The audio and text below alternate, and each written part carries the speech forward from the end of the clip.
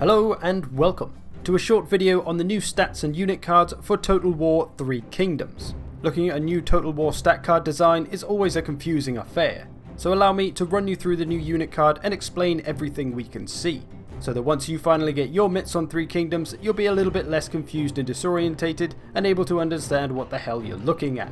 There do seem to be more stats than ever before, and the way some things work has changed. So, let's get on with it. So allow me to zoom you in on the left where the stat card resides, and I'm sure many of you have seen this before, but it can look very confusing. So from the top, the type of infantry and the infantry name, Saber Militia, Light Sword Infantry, and then you've got their rank and any experience gained, the unit size and how many kills they've got. So basic stuff at the top, and then a few bullet points about the specific unit on whatever their strengths or weaknesses may be. So all of that is pretty much the same as previous Total Wars, as Warhammer, as Attila, etc. So that should all feel pretty familiar to those of you who have played a Total War game before. And then below that you've got the various abilities and formations that a unit may have. And of course there's many different kinds of abilities and formations that units can have, and this is really what makes the units unique from each other, is how they can perform with their different abilities. And again, nothing really new there, that's kind of similar to all the previous Total Wars. But all these things are important to know because it really helps you to understand what a unit is capable of, and thus giving you the knowledge to use that unit correctly. And then underneath that we've got a shortened version of the important stats for that unit. In this case it's morale, melee toughness, ranged toughness and melee power, as well as a short description at the bottom about the role of the unit. So plenty of information to be had just on that version of the unit cards, but if you want to get in depth like I do, then you can click the expansion button and see all the stats available. And I believe there are more than any other Total War game in the past. And it of course begins with morale, a unit's mental toughness essentially, and how long they're going to fight for before they get scared and run away. It's also worth noting that it says when a general dies, this unit cannot rally. So already hammering home the point about how important generals are in 3 Kingdoms. And then we've got the unit health or hit points. This is fairly self-explanatory of course, 72k for this unit. This will of course go up with ultra unit sizes or extreme unit sizes as I am on large, but yeah, another familiar unit stat. And then we move into our combat stats with melee charge bonus. Increases a unit's hit chance and damage when charging, fades over time after initial charge. So works like any other charge bonus in the previous games by the sounds of it. And then we have melee attack rate. Determines how many times a unit can attack over a minute. So another familiar one, this will determine how much damage a unit can do basically. The higher this is, the more damage they'll be able to pump out by swinging their weapon more often essentially. And then we've got melee damage base, and this is the non-armor piercing portion of damage. Similar to weapon strength in previous games, the non-armor piercing portion, this is the equivalent. Melee damage base, it's reduced by armor. And then you've got good old armor piercing damage, melee damage, armor piercing. Fully goes through armor but can be blocked, so shields can potentially deflect it, but for the most part it will go through any unit's armor, inflicting that amount of damage every single time it lands. So of course units with a high amount of this are going to be better against heavy armor. Then we've got melee evasion base. This is going to be similar to melee defense, I believe. Increases the chance of evading melee damage from front and side. Enemy charge bonus decreases it though.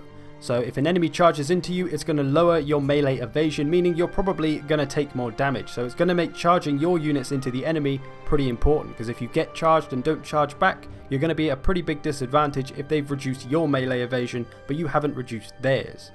Then we've got melee evasion shield. Increases the chance of evading melee damage from the front. So pretty self-explanatory. This unit has 20% for this stat, so I guess that means they have a 20% chance of blocking incoming melee attacks. So again, that'll play into a unit's survivability. If they've got a big heavy shield that blocks a lot of melee attacks, then they're going to survive a lot better and be a better holding unit. And then armor base. Decreases standard melee damage, ranged and explosion damage. Doesn't help against armor piercing damage though of course. So this is just your usual armor stat. The higher this is, the more chance you've got of blocking that standard damage. Then there's armor shield. Decreases standard melee and ranged damage from the front. Doesn't help with armor piercing damage. So decreases ranged and melee damage. Now this is only 2%, so it's not a lot, but if you're taking that off all damage from those two sources, then it's going to be pretty big and add up over time. So another valuable stat in helping units stay alive. And then you've got ranged block chance. So this is your equivalent of having a silver or bronze shield in previous games. Increases the chance of evading damage from non-artillery projectiles. So 50% for this unit, pretty good chance. That's like a silver shield essentially. And I think shields are going to play a pretty big role in how well units survive in this game, because missiles are pretty powerful. And then we've got speed, which is pretty obvious, determines how quickly a unit can move, affected by terrain. So hills and trees and woodland and things like that is going to slow units down, going to affect their speed and make them a little bit less effective in certain terrains. So that's all the stats that you have available on the unit card and what they mean. Hopefully that helps you understand them a little bit better. You may also notice the coloured bars underneath each of the stats as well, green, yellow and red, which indicates if that stat amount is good for how much they have. So that was the Saber Militia we were just looking at. If we toggle comparison mode on the unit card, we can compare them with other units. We can compare them with the next unit up, Saber Infantry, who are just them but slightly better. And the comparison mode is 4 columns of stats. You can see there's a red sword and a green sword. The green sword is the Saber Militia and their stats. And then the red sword is the Saber Infantry and their stats. Hopefully that makes some sense. But yeah, just look at it as 4 columns. You can see the red and green arrows indicating who does what better. The Saber Infantry are better in most areas, apart from the speed where they're a little bit slower, probably because they have more armor on. But yeah, hopefully that makes a little bit of sense of that, because it can look pretty confusing. And just to show you a more elite unit in the Pearl Dragons and what their stats might look like. And these boys are kind of unique in their own way. They've got really high melee evasion, which means they're great for avoiding attacks.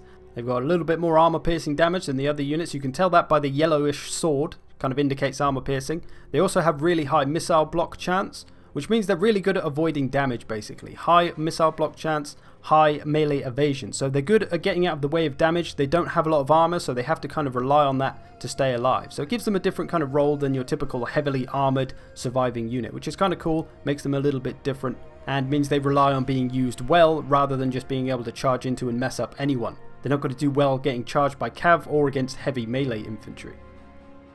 And it would of course be rude to not look at a hero here as well. We've got Xiaoyun. You can see he's got 40k health just by himself, which if you compare that to a 72k infantry is quite a lot. But of course this is romance mode we're basing this on, so he's going to have a lot of health.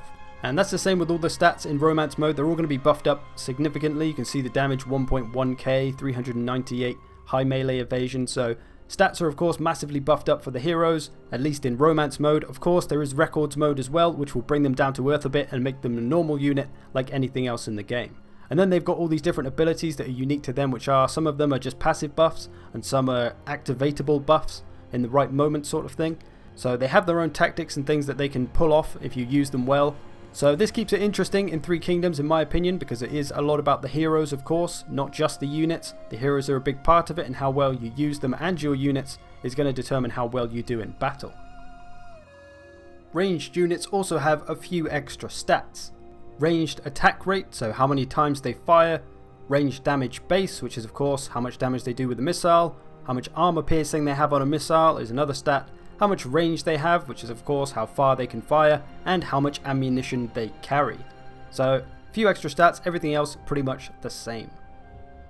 And one other big change which I think is definitely important to note is that spear units don't have a bonus versus large anymore. They have charge reflection versus mounted, which means when they're braced and a cavalry charges into them, that cavalry will take an absolute ton of damage because, you know, they're running into spears. So it doesn't just reduce the enemy's effectiveness when they charge in like in previous Total Wars, it deals direct damage when a cavalry charges into them.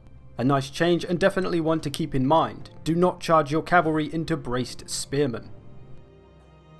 So there you go. Hopefully that makes some sense of all the stats and all the new unit card visuals for you to take in. I know when I first saw it, it looked hella confusing, so it really takes a while to just sit down, look at it and understand it, which hopefully I can save you a bit of that time by giving you this video. But remember, this is pre-release stuff, so anything you see may be subject to change. I hope you've enjoyed this, thanks for watching, I will see you in the future.